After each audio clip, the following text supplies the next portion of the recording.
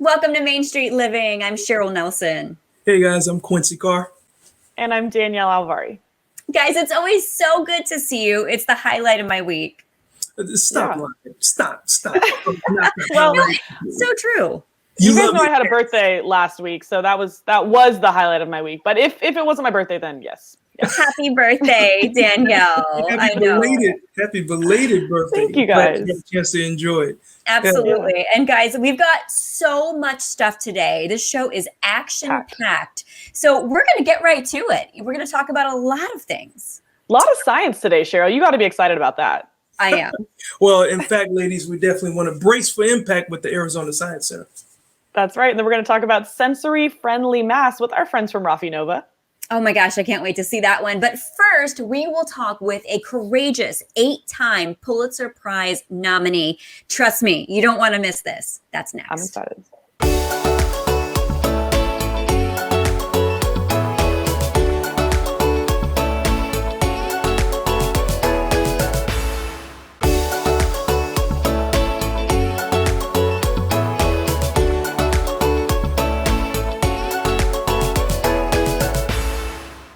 Welcome back into Main Street Living. Now, guys, I've been spending a lot more time indoors this last year. Not necessarily my choice, but I've had to revisit some of my old favorite hobbies, like reading books. I'm getting so much time to read now. Yes, it's so important. And, you know, we are just wrapping up Black History Month and heading straight into Women's History Month.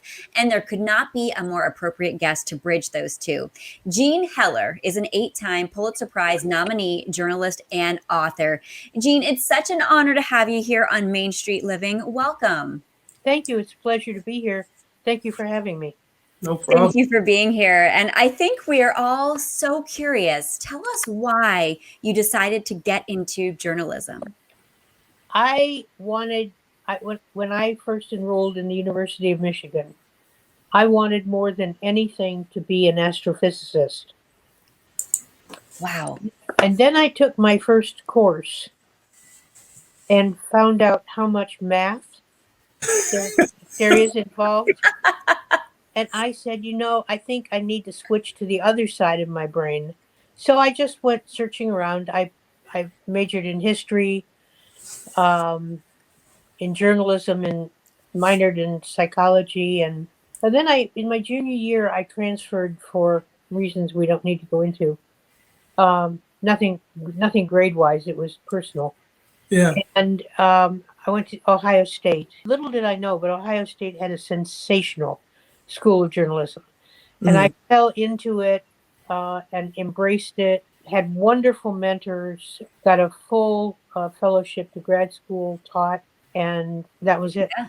So, Jean, how did you hear about the Tuskegee Experiment? Also, what was it? And what was your initial response? I was in Miami Beach covering a national political convention. And a very dear friend of mine named Edie Lederer handed me two letters and said, I haven't the foggiest idea what to do with this, but somebody needs to look at them.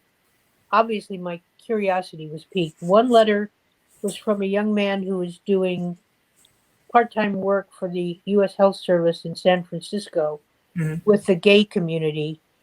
And he had heard about this study, or, in vague terms, and wrote to his boss in Atlanta and said, what's going on? And his boss wrote back and said, it's none of your business. It's none of your concern. Just do your job and essentially don't bother me anymore. And when I read that, I thought, there's something going on here. Yeah. So I showed it to my editor, who later became my husband. And he said, the guy's taking cognizance of it. He's not saying it didn't happen. He just said he doesn't want the kid inquiring about it. He said, I want you to drop everything you're doing and get on this as soon as we get back to Washington. Wow. Which I did, and that's how it happened. Were you afraid to write this article exposing the government experiment? Maybe I should have been, but I was probably too young and stupid to know it. No, I was never afraid. I was never threatened. Yeah. Or did I ever hear anything threatening? Wow. Yeah. Yeah. So like when the article was published, it went it went to the front page of New York Times. What was your feeling about that? Because at that point everybody is going to see it. It's New York It was Times. on. It was Mm-hmm. on the front page of every newspaper in the country. Yeah. The New York Times had a policy of not giving bylines to wire service reporters. Then it was AP, UPI, and Reuters. Hmm. Now UPI is kind of gone. So when this appeared on page one, I had always told my friends that if I ever got a byline on page one of the New York Times, I would retire. But this seemed, since I was 23, just a little bit premature. Yeah. I So know what you think. Some people don't know what the experiment was. Do you mind briefly explaining that? the U.S. Public Health Service had selected 600 people, men, from Tuskegee, Alabama, who had 299 of them had syphilis, that they were not deliberately infected. They had acquired it the way anyone does. And 301 were controls. They did not have the disease. And they basically totally withheld treatment from the 299 men to see what would happen Right. and to autopsy them after they died to see if syphilis affected black bodies differently than white bodies. Right. Mm. Yeah, and and those things, although they are a part of our history, it's definitely important that we are aware of it. But real quick, let's get back on you. About you won numerous awards for your reporting and your writing, and you've been nominated 8 times for the Pulitzer Huge. Prize. 8 times now. Now you're writing novels. So really briefly, before we go to break, tell us about your books. Oh, the novels! The novels are a series, a mystery series, Ooh. based on a fictional newspaper columnist in Chicago named Deuce Mora, and it's the Deuce Mora mystery series. I'm working on number 5. Okay. Four of them are already published. Wow. So you are so busy, and we can't wait to check these out, and so much more to talk with you about, right, Q? Oh yeah. Very fascinating. If you don't mind, Gene, can you stay with us a little bit longer? Sure, absolutely. Great. I don't have anything to do for 2 hours. Perfect. Well, hey, don't go anywhere. We will be right back after the break with more from Jean Heller and a filmmaker who's been working to tell her story as well. So stay right there.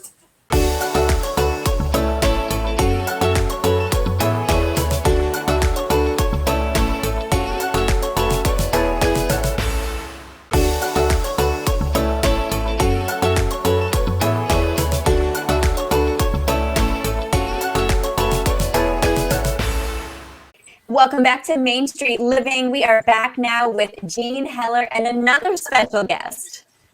That's right, Cheryl. In our last segment, we talked with accomplished journalist and author Jean Heller. She stuck around to tell us a little bit more about her investigation into the Tuskegee Experiment, and we'd also like to introduce filmmaker who's also worked to tell us Jean's story. So let's bring in Jean Heller. Hey there, Andrew. I see you there.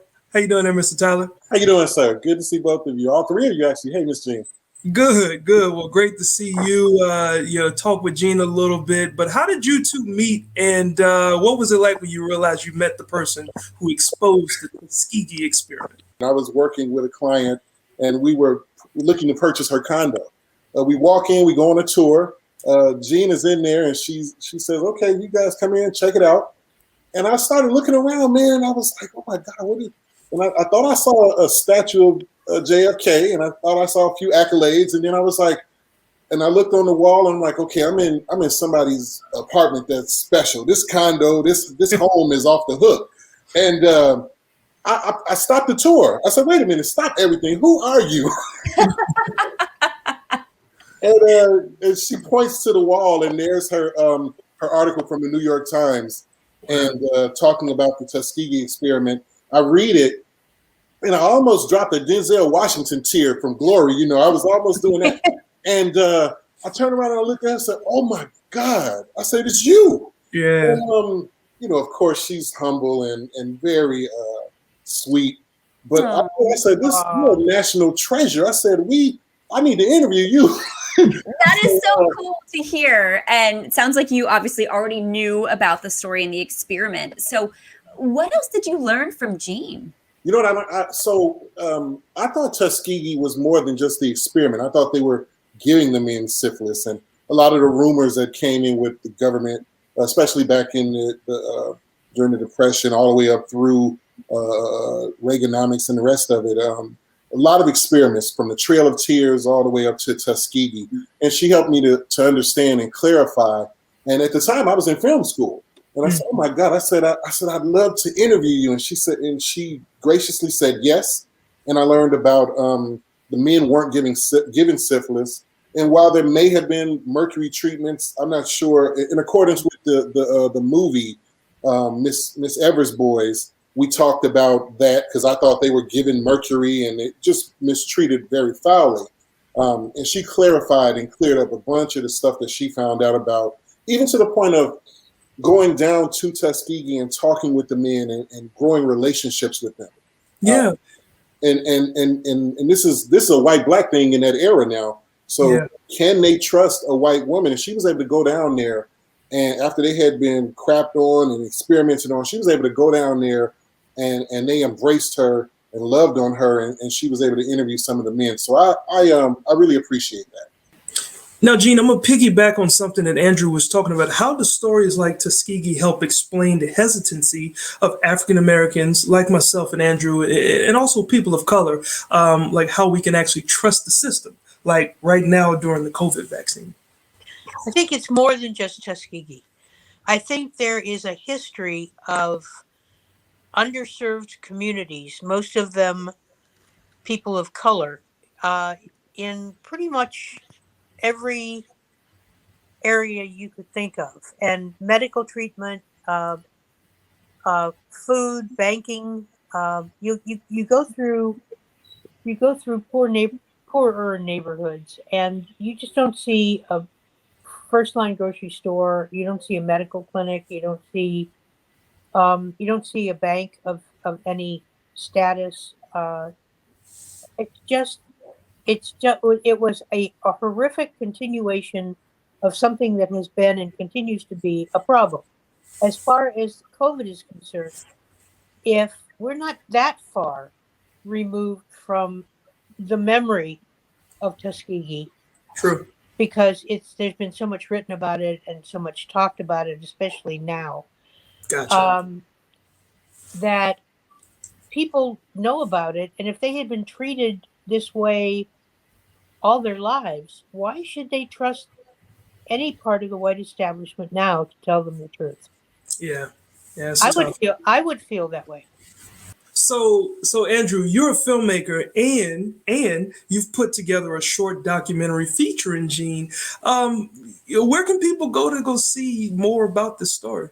So it's at tylermanfilms.com, and that's TYLERMANFILMS.com.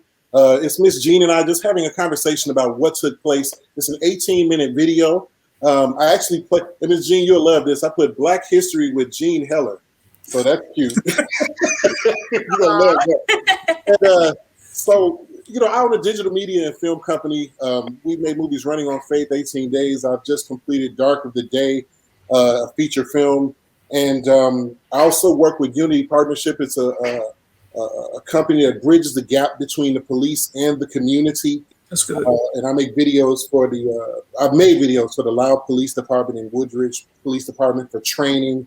And Lord willing, we'll be in a better place of trust with the vaccine after people see this video, again, at tylermanfilms.com. That is awesome. Yeah, All because right. she really goes in. She talks about everything.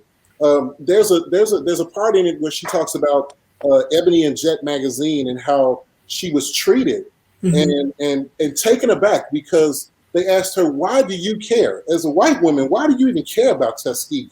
Yeah. I heard her say that. I thought it was the most powerful thing I had ever heard. And she was said, "I should care. This was our government that was killing people." Yeah, exactly. What I actually said was, why shouldn't I care? Right. Yeah. I remember, yes, ma'am. That's exactly what you In said. fact, the reporter, I don't remember if it was Jet or Ebony, The reporter said to me after about 10 minutes, he said, you don't sound black. Wow. Yeah. And I said, I'm not, I'm white. And he said, then why do you care? Mm. Yeah. And I think I said, how in the hell could I not care? Hey, Exactly. But I mean, everybody it should. devastated me. Right, right. Everybody should care about this. It's why this is so important to talk about now. And Andrew, I want to go back quickly before we go. You also have a film festival I wanted to touch on. Yes, it's the Taliban Film Festival hosted by Cantini Park in Wheaton, Illinois. It's August 28th and 29th this year. Right now, we do allow seating, and we're going to have it virtually. So I have 3 theaters, 50 persons in each theater, spread out, so there's social distancing.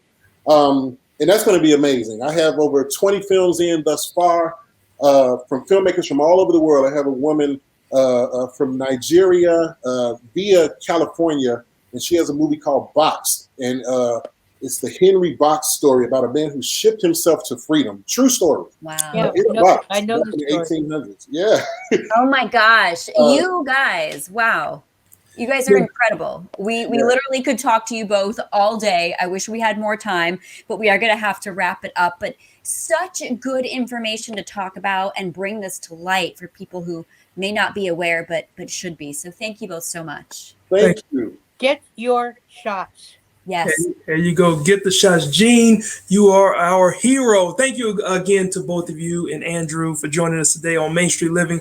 And speaking of heroes, we certainly can't forget about those in healthcare who are risking lives day in, day out to keep us safe. So we'll elaborate on that a little bit more after the break.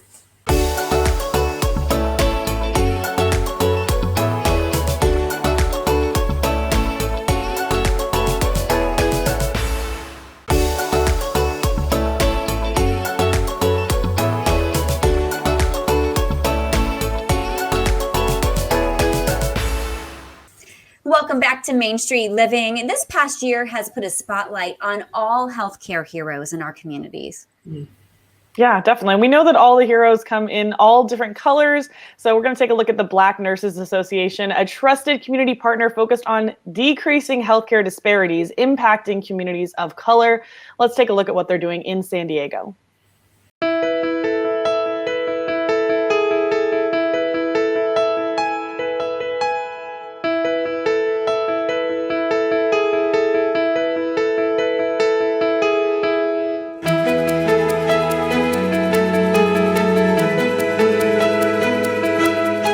The association was founded to ensure humane treatment for all and to improve the health of all African Americans through culturally competent healthcare services and community-based programs. And that's basically what we're about. Some of the health risks out there are rampant within our community.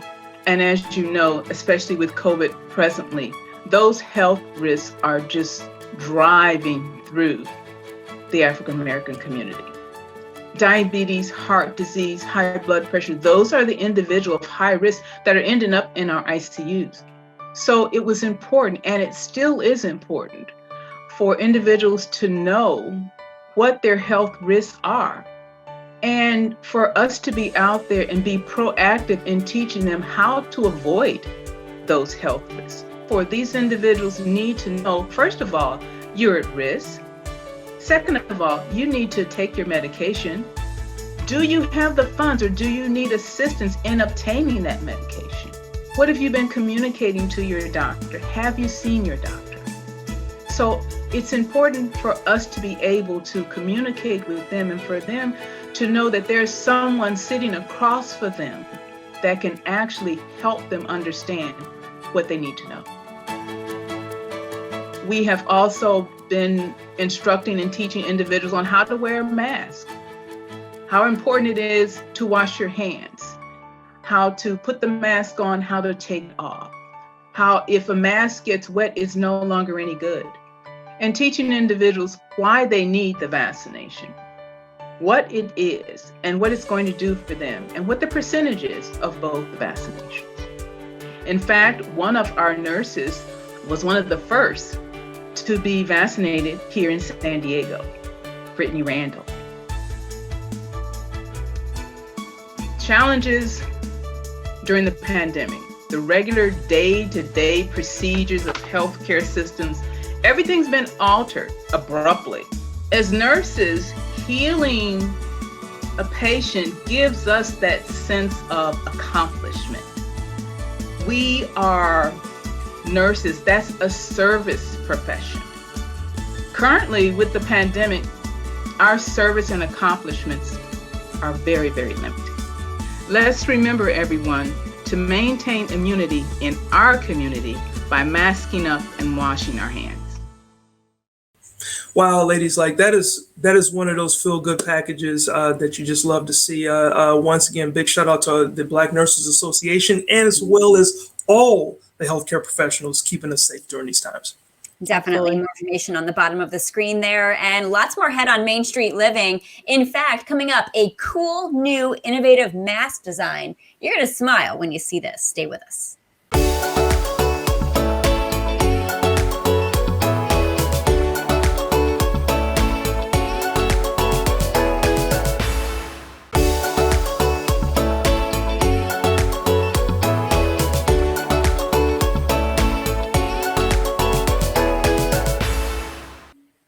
Welcome back to Main Street Living. Well, we have all had to get used to wearing a mask this past year, which has definitely been an adjustment, right, guys?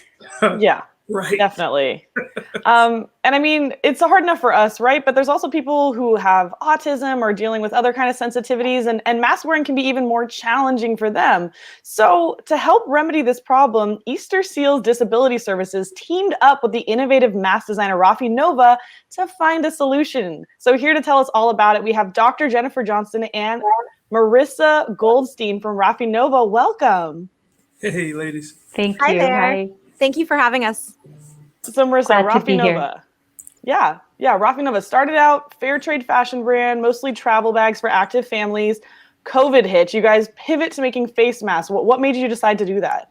Yeah, so Rafi Nova is a socially conscious lifestyle brand, and we created it, me and my husband, to outfit families with products and accessories to get families out for everyday adventures.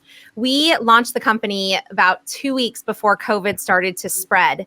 And so we pivoted into masks in order to help the community and help slow the spread of COVID. So we originally started producing the masks to donate to frontliners, but then saw tremendous demand once we launched. So since pivoting to masks, we've really expanded our ability to connect with more families, reach more communities, and we've really prioritized inclusivity and have produced a variety of different face coverings that really come down to comfort and function. And to date, we've donated over 200,000 masks to Nice. those. That's amazing. Nice. And Marissa, you're talking about being innovative and just reaching out to, people that need it for different reasons. But you came up with a design for the smile mask. Like, what prompted that?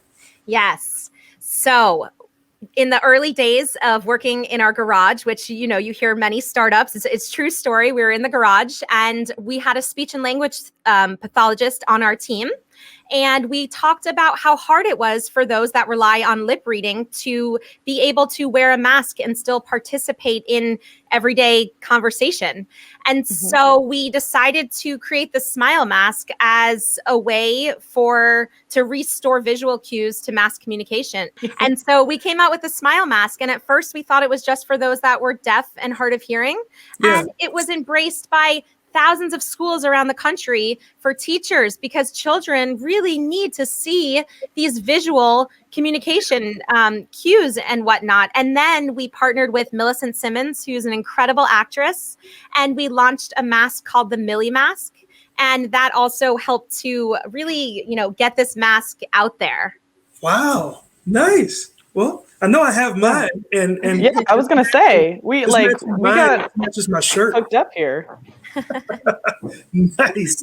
Beautiful. And I love what you said, mass communication. I took mass communication in college, but I think this would have been a more helpful class as mass communication. I also took that class. So let's talk to our doctor here from Easter Seals, Jennifer. So Easter Seals Disability Service, you guys are an organization that provides resources for people with disabilities and their families. And you work with a lot of individuals with autism and a lot of other sensory processing challenges? What were some of the difficulties you were seeing when we were all asked to start wearing masks?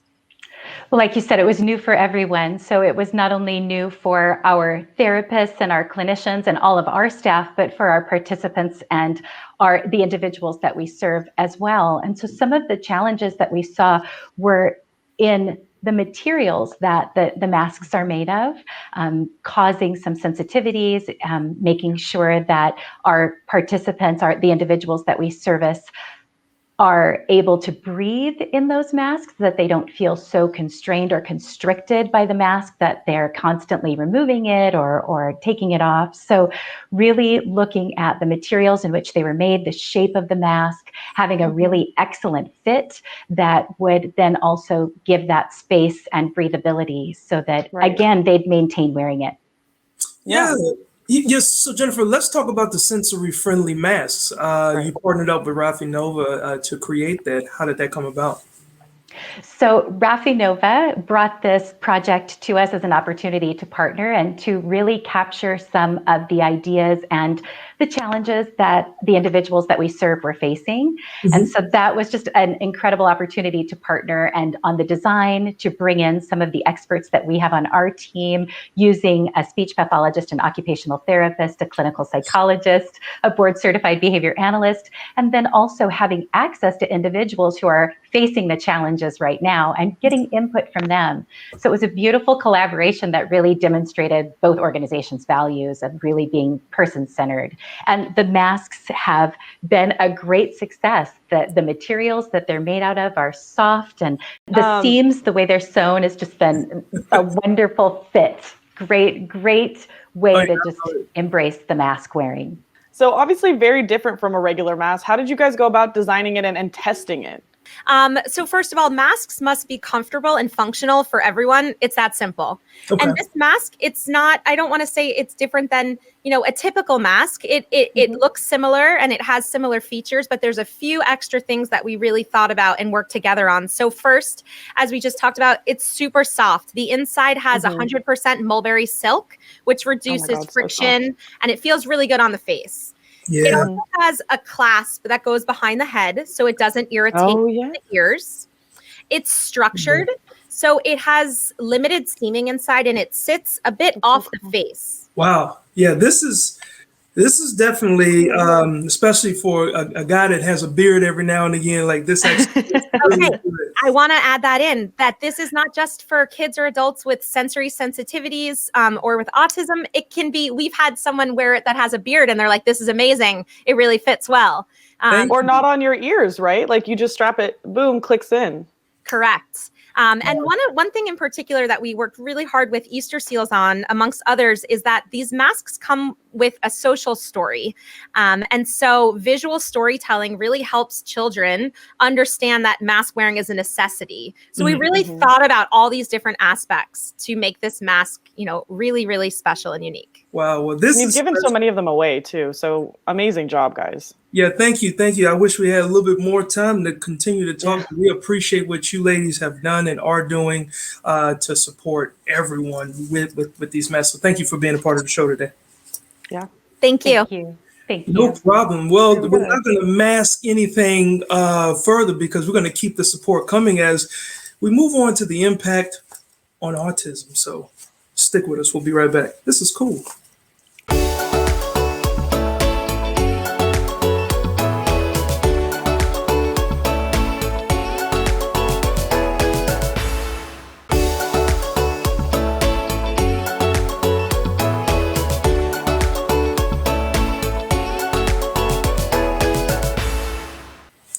Welcome back to Main Street Living. Well, we talked a little bit about autism in the last segment, and there is still a lot to learn. That's right, Cheryl. An autism diagnosis for your child can be difficult and confusing for lots of reasons. It's simply something more and more families are dealing with, as 1 in 59 children are diagnosed with autism. Thankfully, there are resources to help families for the effective treatment of autism, or FEAT, with chapters all around the country. In fact, here's a look at what the group in Southern Nevada is doing.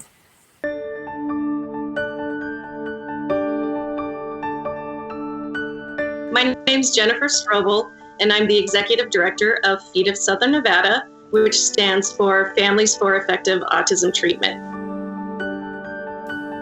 We are typically the first call local autism parents in Las Vegas make when they get that diagnosis of autism. Our parent mentor program is probably one of the most important things that we do. We literally hand-picked seasoned families or seasoned parents that have their child in a good place. These parent mentors are familiar with feed services, community resources, funding, and it's really for an avenue for these families to connect with someone that has been there, done that, and have someone that they can just pick up the phone and call when they have a question or if they're having a bad day. I have a 12-year-old son who's on the autism spectrum. When Max was diagnosed with the autism spectrum disorder, it was a new experience for all of us. Nobody had ever heard of that, but was first and foremost an educational experience. But it was very emotionally difficult because Max is the third of our children. He has two older sisters, and there's all sorts of expectations with the only boy in the family. Certainly as a father, I had expectations of playing sports and attending sporting events, and suddenly those all seemed to wash away. Autism diagnosis affects an entire family, and that's the biggest misconception about this condition, is that it's not just individual to the boy or the girl, the adult. The impact can be across the family because you're dealing with behavioral issues that if you have more than one child, sometimes it's hard to explain to the other children why it is that your special needs child acts in a particular manner. The therapies can range from what's called applied behavioral analysis therapy, or ABA therapy, which is the main treatment modality, to speech therapy, occupational therapy, food therapy, recreational sports-related therapy. And my son has gone through all of that and continues to go through all of that. And the expense can be, quite frankly, overwhelming at times. During the early years in which he was receiving therapy, my son essentially was a second mortgage for us. I think the biggest misconception of autism is what people see on TV. You know, many people have seen the Rain Man movie or what they see in the news. One of my favorite sayings is when you've met one person with autism, you've met one person with autism. The best advice that someone ever gave to me for learning to live with a child on the spectrum is to truly live in the moment and appreciate the little victories and the little successes that my son Max may have. All right, guys. I mean, that was just another great package. I love what you said there at the end about if you've met one person with autism, you've met one person with autism. Just Exactly. You know, exactly. It's so different. It can affect everybody differently. Yeah, so important to take note of. But obviously, a lot more to come up here on Main Street Living still. Coming up next, we have Liftoff. This is going to be a fun one for Cheryl, I think. Stick with us.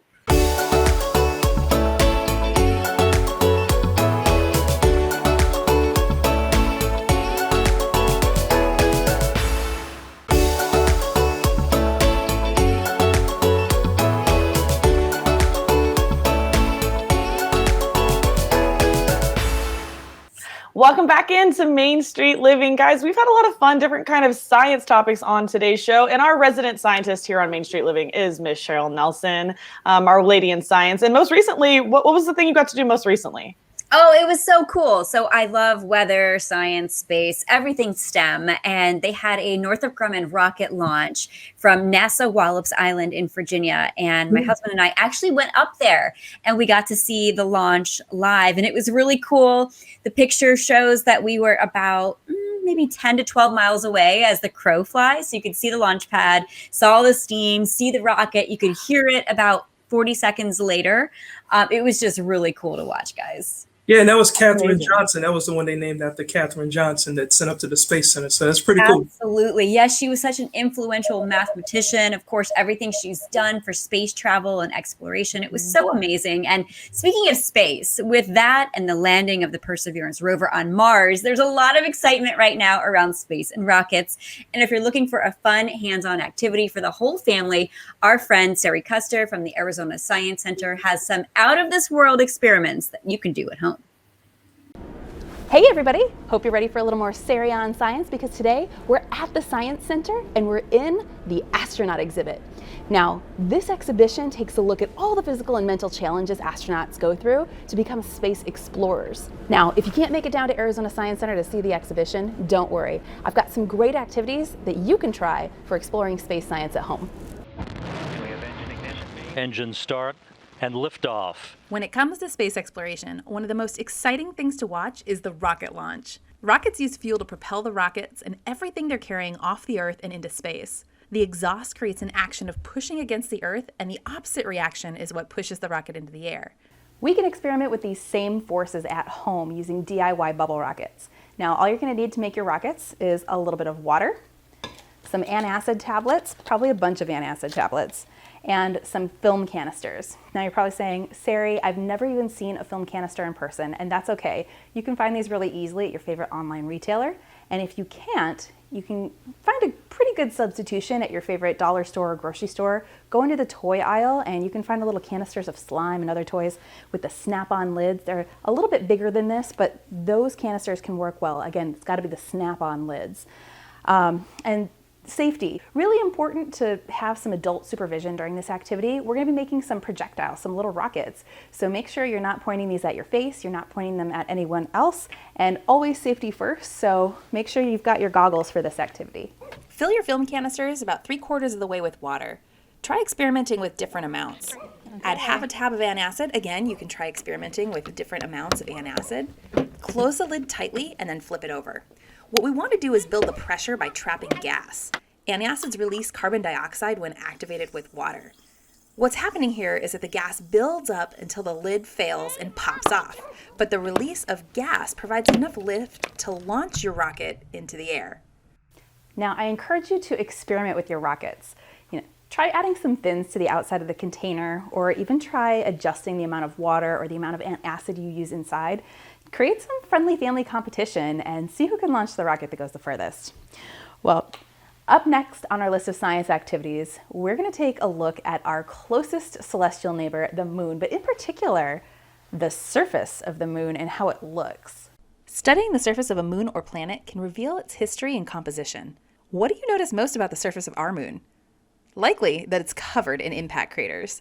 Impact craters form when a meteorite collides with the surface of a moon, planet, or any other body in space. We can compare these craters to other known craters on Earth to learn more about the Earth's climate and history. You can investigate craters at home by using a few simple materials: flour, cocoa, and an assortment of balls, rocks, or other objects. Use a shallow tub or pan and fill it with about 2 inches of flour, sprinkle a light coating of cocoa over top, and then have some fun tossing in all of your objects. Consider experimenting with different heights and angles when you drop your objects. See how it changes the impact crater. You may have also noticed that while this activity is extremely fun, it can also be extremely messy with all of the flour and cocoa that gets ejected. So if you choose to do this indoors, just be prepared. As you can see, impact crater shape depends on the size and angle of entry of our meteorite. So try a bunch of different objects to see how your lunar surface will change over time. Which objects make the biggest craters? What else do you notice? What happens to the cocoa? Ask the questions and make observations. All right, I hope you had as much fun with those activities as I did. And of course, next time you're in Phoenix, stop by Arizona Science Center. But until then, you can always find more science online at azscience.org. Now I'm gonna go do my G-force training. Oh my gosh, guys, that was so cool. I'll have to try that trick and making the rockets myself. That would be so fun. I mean, I could see kids up and down the street playing with that all day. I can see your cats going in every direction, freaking out with that going on. So. They totally would. Yes, and there's so much to learn, more fun science to discover at azscience.org. That's right. I know I would make a mess in my house, but we got more of Main Street Living coming up next.